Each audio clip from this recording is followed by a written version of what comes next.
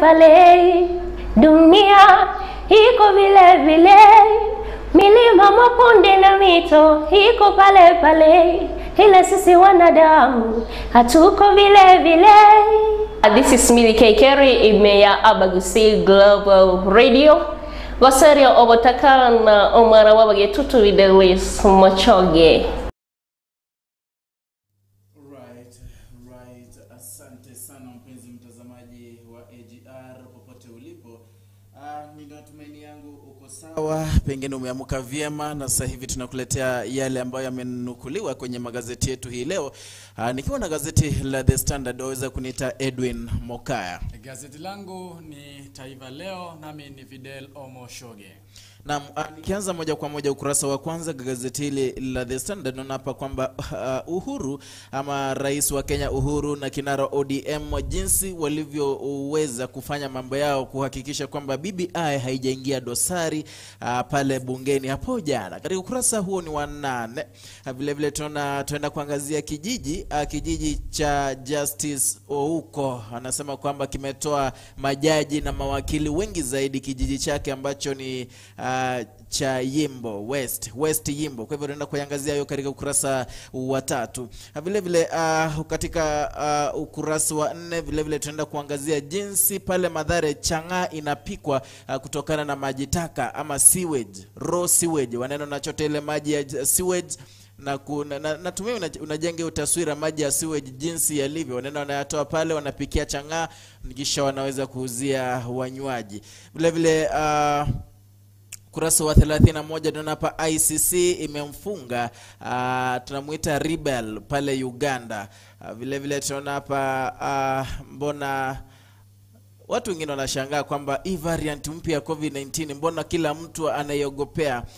Yote tutaangazia ukurasa wa 6, na jinsi tujuavyo hapa nchini Kenya tunavyo visa vya the new Indian COVID-19 variant. Hayo ni katika ukurasa wa kwanza wa gazeti langu hapa The Standard. Katika gazeti langu la Taifa Leo kuna mambo ambayo yamechapishwa humu na ningependa kwamba tuweze kuyapitia. Nikiangazia gazeti hili la Taifa Leo, ukurasa wa 3 wanasema kwamba Kenya yatua ubingwa wa ulaguzi wa mihadarati kimataifa. Sema kwamba Kenya, hivyo wa Kenya, watoto wetu wa Kenya, wazazi mjihadhari, kwa sababu wanasema kwamba Kenya ishatua upingwa huo wa kufanya mihadarati ama ulaguzi wa mihadarati. Huo ni ukurasa wa 3. Katika ukurasa wa 2 wanasema kwamba wanaosafirisha mizigo kutoka Mombasa wapata pigo kubwa. Ukurasa wa 2, na ukurasa wa 2 huku tena tunazungumzia kuhusu polisi wa Tanzania ambao walikamata wavuvi wa Kenya ziwani humo. Unajua, ikumbuke kwamba ni hivi tu majuzi ambapo rais wa Tanzania Samia Suluhu alitembelea rais wa Kenya Uhuru Muigai Kenyatta, na wakaweka makubaliano tofauti jinsi ya kudumisha uhusiano baina ya nchi hizo mbili. Sasa humu tunaambia kwamba kuna polisi wa Tanzania ambao waliwakamata ama kuwatia mbaroni wavuvi katika ziwa hilo. Katika ukurasa huu wa 2 pia tunazungumzia kuhusu maseneta na wabunge wachache ambao wakosoa mswada licha ya hatari ya kuadhibiwa na urao. Unajua kuna wale wabunge ambao wanasema kwamba ripoti ya maridhiano ya BBI iweze kufanywa marekebisho, na kuna wale wanasema kwamba ripoti hiyo haifai kamwe kufanywa marekebisho. Kumbuka kwamba Justin Muturi ambaye ni speaker wa bunge kuu alisema kwamba kufanyia marekebisho ripoti hiyo ya BBI itaenda kinyume na katiba 251. Wanasema katika ukurasa huu wa 5 kwamba ndoa ya Jubilee na ODM yaingia doa katika jiji kuu la Nairobi. Na katika ukurasa wa 16 wanasema kwamba klabu ya IPL kuendelea. Katika ukurasa wa 2 wanasema kwamba Oparanya haonya adhari ya ODM kusambaratika. Na katika ukurasa wa 7 tutaangazia ushauri kuhusu hukumu ya zakatul fitr. Tukumbuke kwamba Eid al-Fitr itakuwa ama wale ndugu dada wa Islama watasherehekea siku ya Eid al-Fitr wiki ijayo siku ya Alhamisi. Ndipo watamaliza mfungo huu wa Ramadhan. Hayo tu ndio yameangaziwa katika ukurasa huu wa mbele wa gazeti la Taifa Leo. Shukran sana. Tuende moja kwa moja kwenye ukurasa wa pili wa gazeti langu hapa The Standard. Na jinsi mjuavyo kawaida, gazeti la The Standard ukurasa wa pili huwa wanatupakulia yale yaliyopita ili tuweze kujijuza kidogo jinsi mambo yalivyokuwa katika miaka ya nyuma. Na sasa hivi naona picha hapo ambapo kuna mmoja ambaye ameshika usukani kabisa kuendesha, lakini hapo mezani kuna tunaita the table. Yaani wale wenye walikuwa wanataka kupata leseni ya uendeshaji. Kwa hivyo hiyo picha ilichukuliwa ama ilipigwa mwaka wa 1955. Kwa wale kuna jamaa hapo mmoja ambaye ameshikilia usukani. Kwa hivyo hapa tunaangazia jinsi ilikuwa vigumu zaidi kupata leseni katika miaka hii ya nyuma iliyopita, ukikadiria ama ukiangazia miaka ya sasa ama sasa hivi na hiyo miaka ya nyuma. Mwanzo pale nyuma lazima ungekaguliwa vilivyo kisha uweze kupatiwa ile leseni. Na ama karao ama ukipenda wanapolisi ndio walikuwa wakukague vyema zaidi, uhakikishe kwamba uko sawa kisha waweze kukupatia leseni. Lakini sasa hivi kuna mambo yamebadilika kweli kweli. Hata pale Nairobi unaweza pata mtu akona gari ameweka bango pale anasema ikiwa unataka kujifunza gari njoo hapa, pengine session ni shilingi 50 tu. Kwa hivyo mambo yanazidi kubadilika. Lakini vile vile tuna Automobile Association of Kenya, ni zile ama ni baadhi ya vile vyuo ambavyo vilianza kitambo kidogo ili kupatiana mafunzo ya uendeshaji gari, na kilianza mwaka 1962.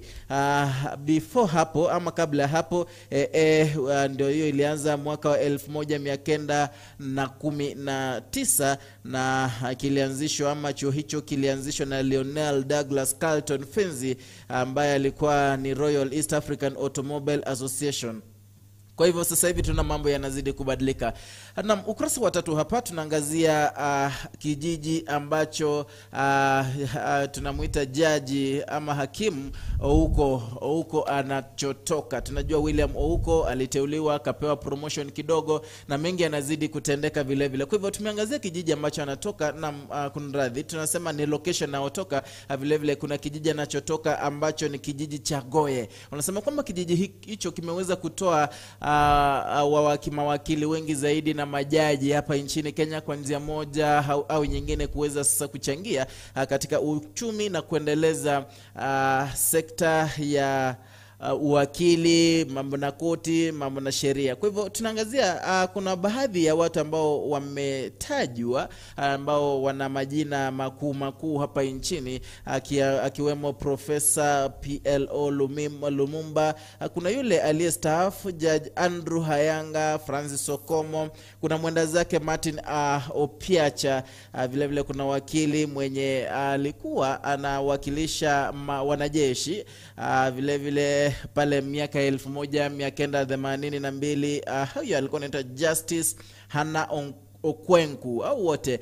Kuna Judith Omwenga, bado yeye ni mwanafunzi wa sheria, lakini kidogo anasema kwamba kile ambacho kilimpa motisha ni yale tu ambayo yanatendeka katika sehemu hiyo ya kwa ambapo watu wengi zaidi wamejitoa ili weze kuingia katika sekta hii. Kwa hivyo hapa tunaangazia kijiji kile, na vile vile kuna sasa kile kijiji ama tuseme jamii ya Goe, jinsi waliweza kusherehekea wakati waligundua kwamba Justice William Ouko ndiye amepewa nafasi kuwa judge pale katika mahakama ya juu zaidi. Kwa hivyo waliweza kusherehekea zaidi. Hiyo ni katika ukurasa huo wa 3.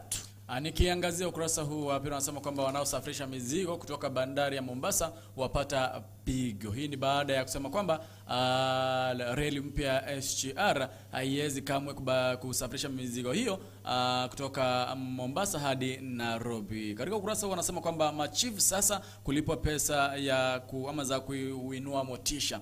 Najua kumekuwa na pendekezo kwamba machifu na manaibu wao waweze kupewa marupurupu ili kuwapea motisha kwa kazi ambayo wamefanya ama wanafanya. Hivi karibuni Daktari Karanja Kibicho ambaye ni katibu katika Wizara ya Usalama wa Ndani waliafikiana kwamba waweze kuwapea marupurupu machifu na manaibu wao. Kurasa huu wanasema kwamba yaofiwa BBI itabomoa ODM. Hii ni baada ya baadhi ya wanachama wa ODM kuanza kusambaratisha kusambaratika kwa vikundi pale ambapo yule ambaye ni mwandani wa karibu sana wa kinara wa chama cha ODM Raila Odinga, ambaye ni seneta wa Siaya James Orengo, alipendekeza kwamba ripoti zima ya BBI inafaa kufanywa marekebisho. Kumbuka kwamba kuna yule ambaye alikuwa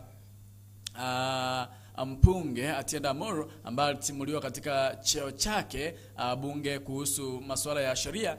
Ilileta tashwishi pale ambapo wanachama chama hicho cha ODM walisema kwamba hilo halikuwa linafaa. Sasa gavana wa Kakamega Wycliffe Oparanya ameonya na kusema kwamba ripoti ya BBI inaweza zua furugu, ilete mpaka chama cha ODM kiweze kusambaratika. Huo ni ukurasa huu na naona wanasema kwamba Uhuru na Raila wapata ukaidi katika bunge kuu.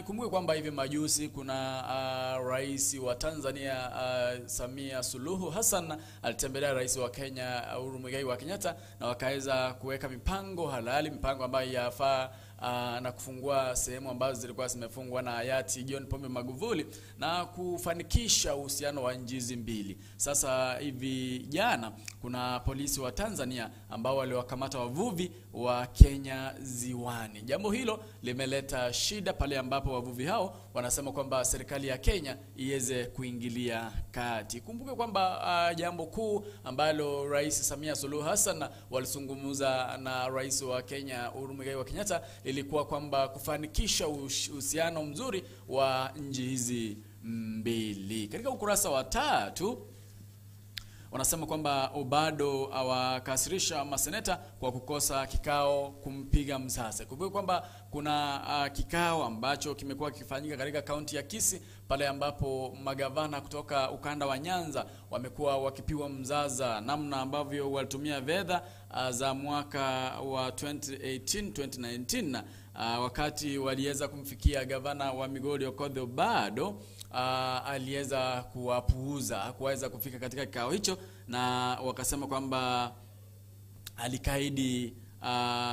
alikaidi amri yao ya kumhitaji aweze kufika mbele ya kikao hicho ili kuweza kupiwa mzaza jinsi alivyotumia fedha hizo katika mwaka huo wa 2018-2019. Katika ukurasa huu wa 3, taarifa ya mwisho naona ni ile wanasema kwamba Kenya yachukua upingwa katika soko la miadarati. Wanasema kwamba Kenya imegeuka kuwa soko kubwa la kitofu cha matumizi ya miadarati baada ya walanguzi kuovia ulinzi mkali uliopo kati ya mipaka ya bara Europa. Unajua biashara hiyo wanasema kwamba imekuwa ikifanyika na dawa imekuwa ikisafirishwa, miadarati hiyo imekuwa ikisafirishwa kutoka Kenya kwenda bara Europa, lakini sasa ule ulinzi ambao umewekwa katika bara hilo la Europa imeleta shida. Imebidi miadarati hiyo iweze kuuzwa humu nchini. Kuna dada mmoja ambaye amejitokeza na kusema kwamba yeye alianza kutumia dawa hiyo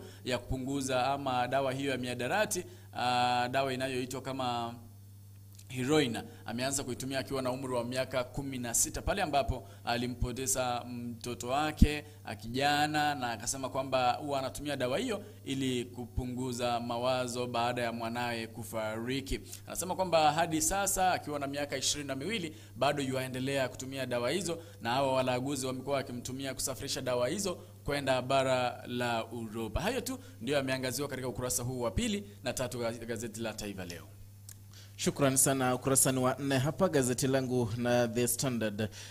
Ukiangazia katika ukurasa huu wa 4 tunapigwa na butua kutokana na picha moja ambayo imechapishwa pale, jinsi pombe aina ya chang'aa inavyopikwa kwa kutumia maji ya sewage, maji ya taka. Ukiangalia hapo ni jambo ni picha ya kuhuzunisha zaidi, manake tunajua yale maji taka ambayo hajafanywa recycling ni maji machafu zaidi, mengine hutoka chooni, mambo machafu kweli kweli. Kwa hivyo pale Mathare tunaambiwa kwamba chang'aa inapikwa pale kwa kutumia maji haya. Kisha kuna aina 2 za chang'aa ambazo hupikwa. Kuna ile ya watu wa karibu pale wanaita biko kwa bei ya chini, na vile vile kuna ile inatolewa pale kwenda yenye iko beta, wanasema iko angalau safi kidogo, inapelekwa kuuzwa kwenye vichochoro mbalimbali ama kwenye miji mbalimbali.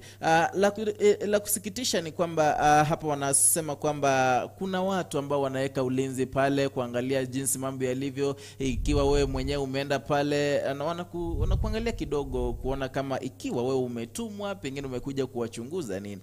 Na vile vile kuna kituo cha polisi ambacho ni mita chache tu kutoka pale. Ni kituo cha polisi ambacho kiko hapo tu karibu, na jinsi sasa watu wanajiuliza kwamba ikiwa wanapolisi wako pale na kazi kama hii inaendelea humu, ni wapi wa Kenya walikosea, ama ni jinsi gani sasa askari hawa wanasaidia maslahi ya wananchi? Ni jambo la kusikitisha zaidi. Ukurasa wa 4 huo ndio umeangazia hayo. Ni picha ambazo naona hapa kuna mitungi kabisa, watu wanateka maji kutoka kwa sewage. Ni maji machafu kweli kweli, wanaoenda kupikia chang'aa ili watu wengi waweze kunywa. Kweli walevi hula vyakula tofauti, hula uchafu mwingi zaidi. Taarifa hiyo nimeiona muda mchache uliopita, kama takriban wiki 2. Kuna yule mwanahabari Purity Mwambia alikuwa amezungumzia swala hilo juu ya chang'aa hiyo ambayo inapatikana katika maeneo hayo ya mabanda. Na aliweza kuchunguza vizuri, akaona kwamba baadhi ya askari ama walinda usalama wanashirikiana. Ni hata hapa Kenya, hapa Kisii tuseme, kuna huyu anayesimamia nakada, huyu father anaitwa nani? Father Nyanga Sambal. Alikuwa anasema kwamba inasemekana kwamba baadhi ya polisi wanashirikiana na wapika pombe ya haramu, wanawapatia kitu kidogo kisha wanalegeza kamba vide kidogo. Hayo yapo tu, si hata amesema hayo yapo tu. Na ukurasa wa 6 hapa tunaangazia the new variant yenye inakuja mbio zaidi, na ishafika Kenya. Manake wanasema Kenya ni nchi ya 3 kuwa na the new COVID-19 variant, the Indian COVID-19 variant. Imetokea pale sehemu ya Kisumu. Akizungumza hapo jana, mkurugenzi msimamizi wa afya Patrick Amoth alisema kwamba the Indian variant ilikuja pale Kisumu, maeneo ya Kisumu, kutokana na Wahindi watatu. Kunradhi, kuna Wahindi waliofika pale Kisumu ambao watano waliokuja na hivyo virusi. Walikuja katika kiwanda kimoja pale Kisumu, na sasa hivi wameanza msako ili kutafuta wale ambao pengine waliweza kuguzana na hawa Wahindi. Na Uganda kuna kisa kilipatikana pale, vile vile pale sehemu ya South Africa kuna 14 cases ambazo ziliweza kupatikana pale for the new Indian strain, ambao wanasema kwamba inazambaa kwa njia ya kasi zaidi popote pale ambapo imeingia. Kwa hivyo hayo ni katika ukurasa wa 6. Katika ukurasa huu wa 4 wanasema kwamba najua tumepakisha siku kama 6 tuweze kumaliza mfungo huu wa Ramadhan. Siku ya Alhamisi ikijayo ndipo itakuwa siku ya Eid al-Fitr.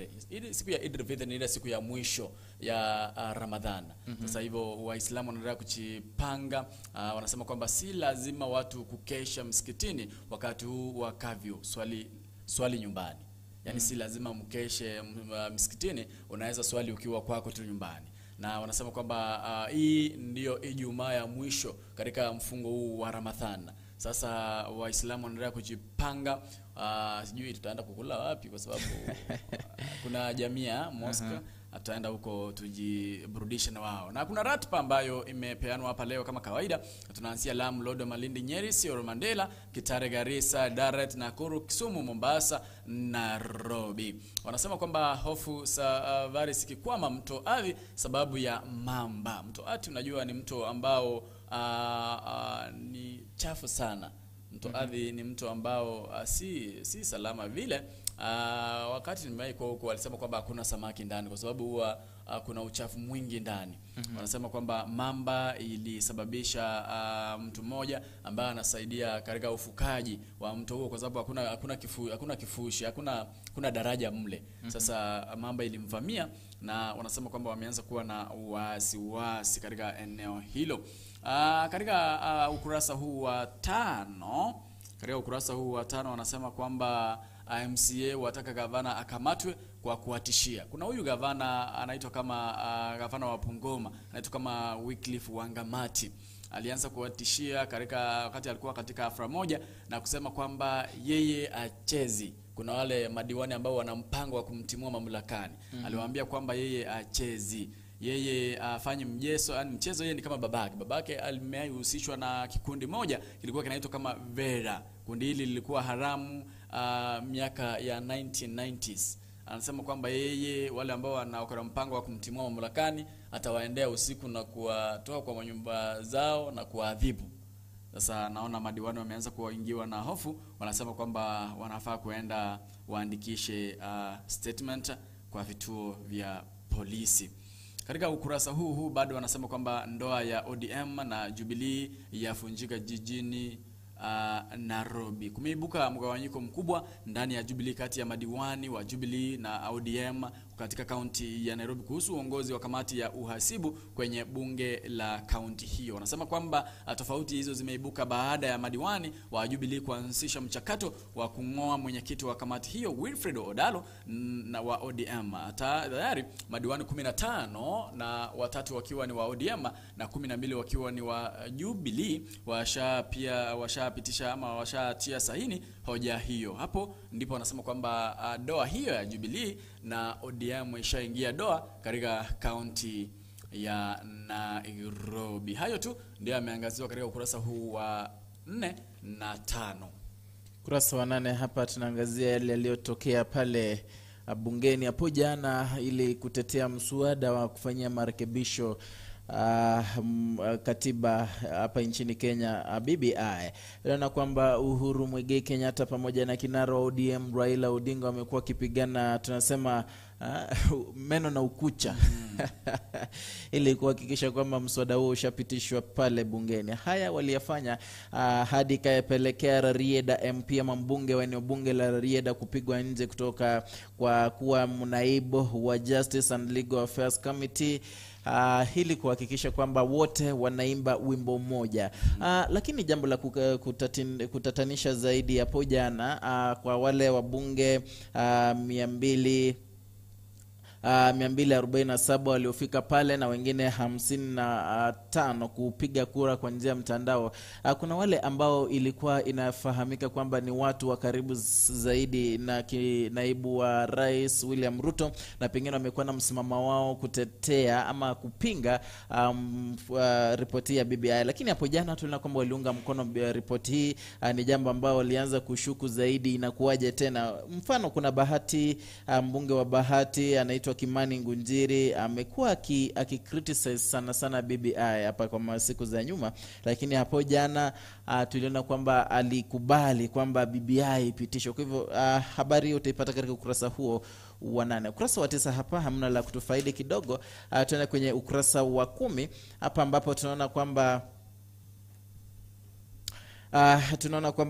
kuna baadhi ya wazazi ambao wanaendelea kulalamika manake circular iliyopitishwa kwamba wale wanafunzi wa grade 4 wasiingie mashule. Walisema kwamba bado wabaki pale nyumbani, kwa hivyo wiki ijayo kidogo hawezi ingia mashule. Kwa hivyo wazazi wanahofia kwamba pengine yale ambayo yalikuwa pale mwaka jana wakati shule zilikuwa zimefungwa kutokana na wanafunzi wa kidato cha 4, darasa la 8 na grade 3 yote yataenda kutendeka sasa hivi. Kwa hivyo wanairai Wizara ya Elimu ili iweze kufikiria zaidi tena msimamo wao kutokana na kubakia nyumbani kwa watoto hawa wa grade 4. Ukurasa ni wa 10 huo. Naam. Katika ukurasa huu wa 7 ni wanaendelea kuzungumzia kuhusu Eid al-Fitr ambayo leo ndio Ijumaa ya mwisho ya kuzuari katika mfungo huu wa Ramadhani. Wanasema kwamba Waislamu wasijisumbue sana kukesha misikitini, ila waswali kutoka kwa nyumba zao. Wanasema kwamba kuna fadhila za 10 la mwisho, kujipinde hata zaidi tumalize salama. Katika ukurasa huu wa 8 wanasema kwamba referendum isiwe ya kulazimishwa. Wanasema kwamba Uhuru na Raila wameanza kurasmishia Wakenya referendum. Wanasema kwamba isiwe ya kilazimi. Na katika ukurasa huu wanasema kwamba Raila anaelekea kugeuza ODM chama cha kikabila. Kumbuka kwamba unajua walisema, hata sijui mbona wanaendelea kujadili kuhusu ripoti ya BBI. Unajua walisema kwamba haifai katiba hairuhusu ripoti hiyo kupigiwa msaza, haifai kurekebishwa. Na mbona wanaizungumzia? Kwa sababu wanajua kutoa hakuna marekebisho itafanywa. Wajua pale bungeni kabla ipitishe lazima wabunge wote wakubali kuipitisha. Kwa hivyo kuna wale ambao walichukua msomo tofauti wakasema kidogo haswa katika zile constituencies 70 ambazo ripoti mpya inapitisha. Ukiangazia hata Kisii hatuna hata moja. Unaona, ndio hiyo sasa sababu uliona mbunge wa South Mogrango Silvano Usora alikuwa akisema kwamba tufanye hivi na hivi. Na hapo jana ukiangalia mtandaoni, yeye mwenyewe alisema kwamba mnaona sasa mambo haya nilikuwa nawaambia. Janet Ongera ambaye ni mbunge hapa, tunamuitaje, Women Rep, pale kwenye Senate ndiye alikuwa anapinga zaidi, anasema kidogo lazima ifanywe marekebisho. Lakini siku za nyuma hapa kidogo ulikuwa unamuona anapinga, anasema hii ndio ripoti sasa, hii ndio maisha ya mbele, unaona. Kwa hivyo pengine wanaona saizi kwamba ni kidogo hii ripoti nafinya sehemu za nchi hii. Kwa hivyo kwamba hakukuwa na usawa kupeana zile ama yale mabunge 70. Naam. Sasa kuna kanuni, wanasema kwamba kanuni za kuzuia maambukizi ya COVID-19 shuleni zikazwe. Na kuna swala hapa ningependa nikuulizie. Najua wanasema kwamba virusi hivi hatari vya India vimetua nchini Kenya. Sasa unafikiria serikali ya Kenya inafaa kufanya yapi kuona kwamba wanalinda maisha ya wananchi wa Kenya? Ni swali gumu hilo sana, manake mengi yashasemwa, mengi yashapitishwa, lakini uliona bado kulikuwa na maambukizi na bado yanazidi kuchacha, unaona. Kwa hivyo kufunguliwa kwa shule, wajua ugonjwa upo na tuna uhakika utaisha lini. Kwa hivyo wanasema kuna hivi hatari vya India. Naam, ndio nasema ingawaje washafika sasa hivi ni watu 5 ambao wamepatikana navyo. Kitu wafanya cha kwanza ni kufanya contact tracing, waweze kuwaweka pamoja mwanzo ili kuzuia kuambukizwa zaidi, na pengine wazuie ile ban waliweka kwamba hiyo tunasemaje, kupeperushwa kutoka India kuja Kenya kidogo, wasitishe hizo safari kidogo hadi hii ugonjwa huu pale umepungua kidogo ndo waweze kufungua tena. Naam. Kuna caretaker mmoja katika sehemu ya Westlands inapatikana Nairobi. Caretaker huyu alikuwa kuna tenants ambao wanakaa kwa hiyo nyumba ambayo yeye ni caretaker. Na tenants hao hawakuwa wamelipa nyumba ama kodi kwa miezi miwili. Kuna tenants wengi, wengi ambao wanaishi kwa hiyo plot. Na sasa shida ilikuwa hao wenye hawajalipa tu ndio walikuwa wawili, bibi na bwana, familia ambayo imeoana lakini hawana mtoto. Walikuwa hawako wamelipa kodi kwa takriban miezi miwili, vile wanavyosema huku. Ni ukurasa wa 9. Sasa huyu caretaker akakuja kudaisha fedha za kodi. Akapisha, akapata ni mke yupo pale. Akaanza kumfokea, kwani mna mpango upi? Na mpango upo wa kulipa kodi? Caretaker bibi ya huyo tena atakamwambia hapana, tutalipa tu. Akamuuliza mbona unaongea kwa sauti? Si upunguze sauti kwa sababu unataka utangazie watu kwamba hatujalipa. Tutalipa tu bado. Sasa kidogo tu mke akamwambia kuna njia mingi za kulipa hizi fedha. Alafu caretaker akamwambia wako yupo?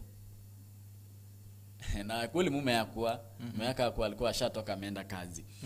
Caretaker akamwambia sasa unajua itabidi tufanye kama kawaida ndio hizo pesa nilipe. Kaendaje sasa? Wakaelewana. Sasa caretaker akaanza kumpapasa hapo akimwambia kwamba waende kwa nyumba ya caretaker. Kidogo tu wakipapasana hapo hivyo kwa mlango, mume wake hajui atokea wapi, mume wa huyo bibi atokea wapi. Akakuja hapo nje akawafumania. Na alikuwa amejificha tu, akawapiga picha, akawashika video wakipapasana hapo nje. Kisha akatokea wakati walikuwa wanataka kuenda kwa nyumba ya caretaker. Sasa aliambia caretaker, kumbe hivyo ndio nafanya kama nimetoka kwa nyumba. Sasa akaambia caretaker, kama hutaki niambie watu ulimwengu mzima yale ambayo umeyafanya, yale ambayo unafanya na mke wangu, nataka ukuwe unanilipa 1500 kila mwezi. Sasa akawa anamlipa 1500 kila mwezi kwa sababu ya kumtongoza bibi yake. Akakubaliana maelewano. Caretaker akasema hiyo ada iko juu zaidi. Na ana pesa na ana kazi anafanya. Yeye ni caretaker tu. akasema mpunguzie hiyo ada.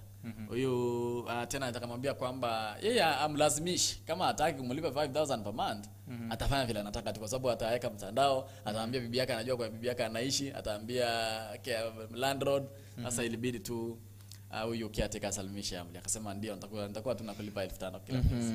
Na nikuulize, badala ya kulipa hizo 1500 angekubali tu aweke mtandaoni vile anataka, si kuchekwa tu kwa muda tu. Sasa unajua kuna ile aibu, unajua bado ndoa yake inasambaratika kwa sababu ameoa. Caretaker ni mtu ambaye ameoa, kuna watoto lakini hawaishi na yeye hapo. Sasa aliona kama italeta shida kwa ndoa yake. Wajua ningekuwa na ujanja kidogo. Ningeenda kwa mke wangu nimwambie yenyewe nimefanya makosa haya na haya. Kwa hivyo mimi hamna jinsi, sasa ona venye ufanye. Niambie yule jamaa, boss, ikiwa unataka kuweka mtandao, haya hebu kaharakishe. Jamaa huyu ako na evidence, ameiweka tu kama apokee 1500 kila mwezi, anaiweka mtandao.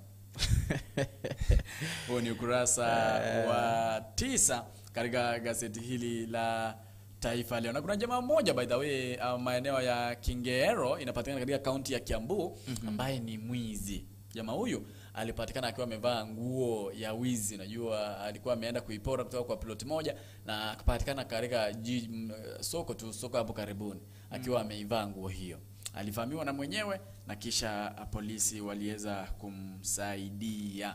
Huo ni ukurasa wa 10. Naona ukurasa wa 10 hapa wanasema kwamba tumepiga hatua kuinua mtoto wa kike. Unajua kuna wale wanasema kwamba mtoto wa kiume ameanza kusaulika na ataanza kujihisi kwamba yeye anatelekezwa, yenye si mzuri. Wanasema kwamba pia tuweze kuwapea motisha mtoto wa kiume na yeye ajihisi kwamba anapendwa na hajasaulika bado. Huo ni ukurasa wa 10, ni katika barua.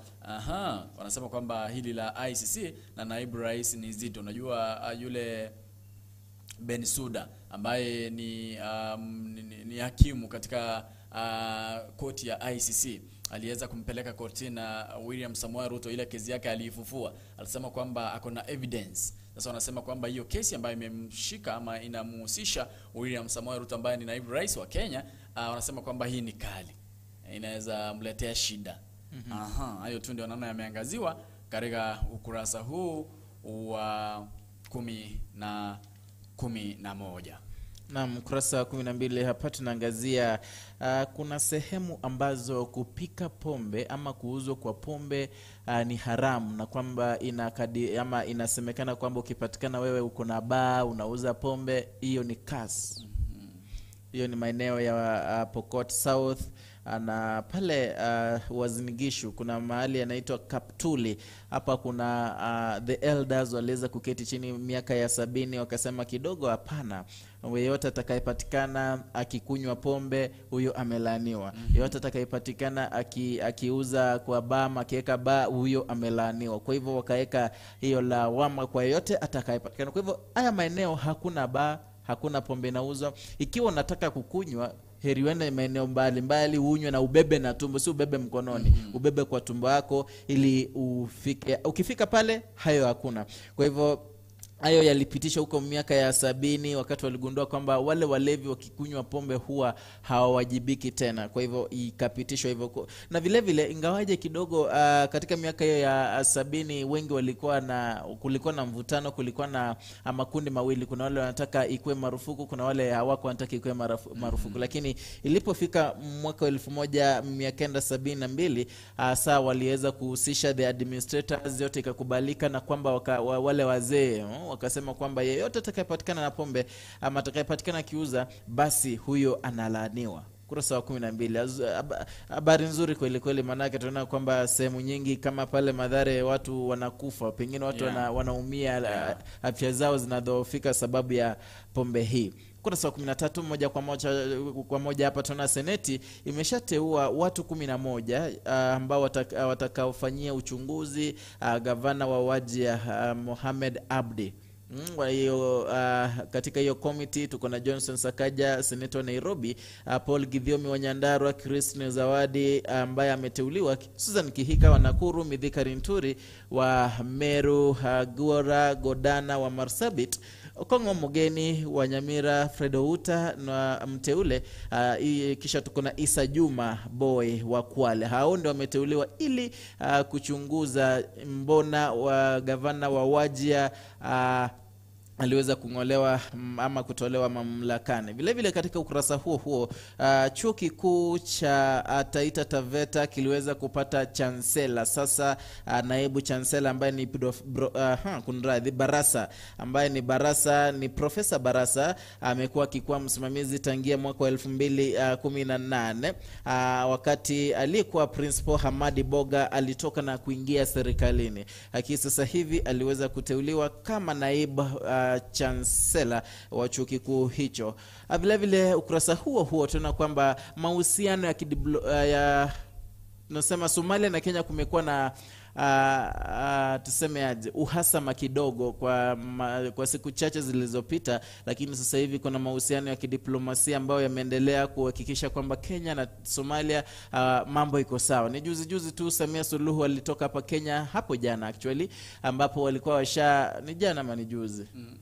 Ni juzi. Naam, alipokuwa hapa aliweza kuongea mengi ili kuhakikisha kwamba kuna kidiplomasia ama mahusiano ya kidiplomasia kati ya nchi ya Kenya na Tanzania, kwamba watakuwa na shirikiana kwa mengi. Kwa hivyo Somalia vile vile kupitia kwa msemaji wa rais wa Somalia Mohamed Farmajo anayeitwa Abdrashid Hashi, hapo jana alisema kwamba wanahitaji kwanza uhusiano uweze kuimarishwa kati ya nchi hizi mbili, nchi ya Kenya na ile ya Somalia. Ukurasa wa 13 huo. Katika ukurasa huu wa 12 ni Bambika tu wanasema kwamba uasherati kwa jina la Injili. Kuna wale waimbaji ambao wanaimba Injili ama muziki wa kizazi kipya, wanasema kwamba wanautumia ama wanatumia watifa huo wa kueneza Injili kufanya usherati wao. Kuna yule ambaye kuna wale ambao wameangaziwa huko. Kuna Ringtone, huyo ni mwimbaji wa muziki wa kizazi kipya. Kuna Man of God Memoji, kuna DJ Mo ambaye ni DJ. Kuna huyu anaitwa kama DK kwenye beat au Kid. Kuna hao ambao wameangaziwa huku. Kuna Mr. Zid,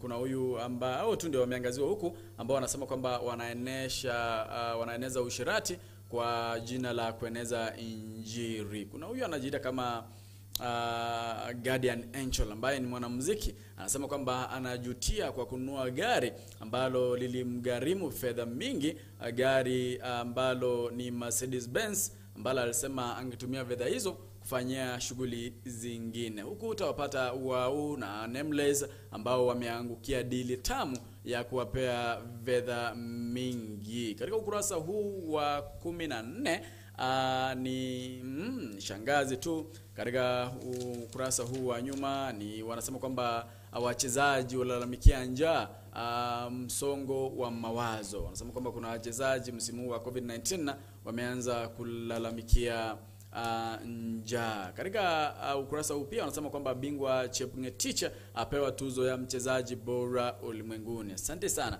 Hayo tu ndio yameangaziwa katika ukurasa huu. Naona kuna yale ambayo wanasema huku ni shangazi ambayo yanahitaji ushauri. Hayo tu ndio naona nimebakisha huku.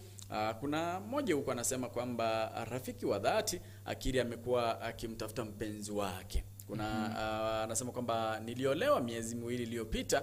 Mwanamke rafiki yangu wa muda mrefu ameniambia kwamba alikuwa na uhusiano wa pembeni na mpenzi wangu. Nilimuuliza mume wangu akaungama na kuniomba msamaha. Naumwa sana moyoni na sijui nifanye nini, nishauri. Ikiwa aliomba msamaha akakubali kusamehea, sina samehe kabisa, manake watu fanya makosa. Kufanya kosa si kosa, ila kurudia kosa hilo ndo kosa kubwa. Na mbona yule rafiki wa mpenzi wake aliamua kumwambia kwamba aliamua kuambia mpenzi wake kwamba ameikuwa na mwanaume wake? Siangenyamazia tu. Kama ni wale ambao wanataka tu kusambaratisha, kuvunja ndoa za wenyewe. Naona huko ameambiwa kwamba labda huyo msichana mmoja alimwambia alikuwa na nia ya kumchukua mume wake. Naam. Huyu anasema kwamba nina mpenzi, mwaka uliopita niligundua nilikuwa mgonjwa na nikalazwa hospitalini, lakini hakuja kuniona kwa miezi kadhaa.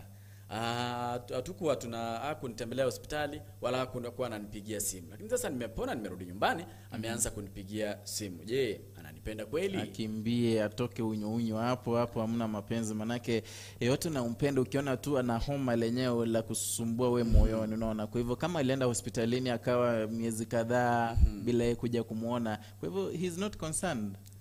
Naona ni kama hayo tu ndio alikuwa ameangaziwa katika ukurasa huu wa 14 katika gazeti hili la Taifa Leo. Na mwisho kwenye gazeti la The Standard tunaona hapa kwamba chama cha ODM kimetoa baadhi ya members katika county ya Nairobi ambao tunaita ni Nairobi County Assembly Watchdog Committee.